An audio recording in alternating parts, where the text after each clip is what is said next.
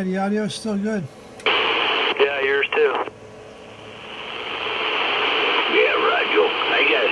I forget what it's called. Q something. They're out of Wisconsin.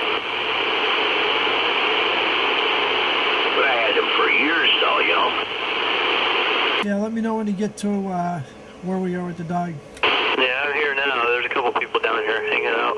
See, I used to have State Farm over there on Blakely Well, they got any dogs down there or no? for years, man. Nah, just some people in their cars. Whatever. Yeah, you're still slamming me with 40 on the audio. So, yo, wait a minute. So we got a good couple miles distance on this, huh?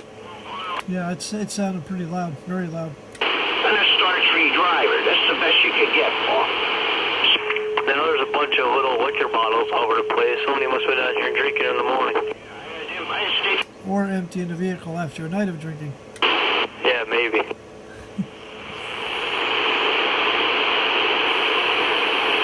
Yeah, there's always a dirtbag have to wreck things, and then people wonder why you can't, you know, continue to go on property that was public at one time. Yeah, boy, she has some nice chicks out. Yeah, there's some dirty diapers, some liquor bottles, some flip-flops.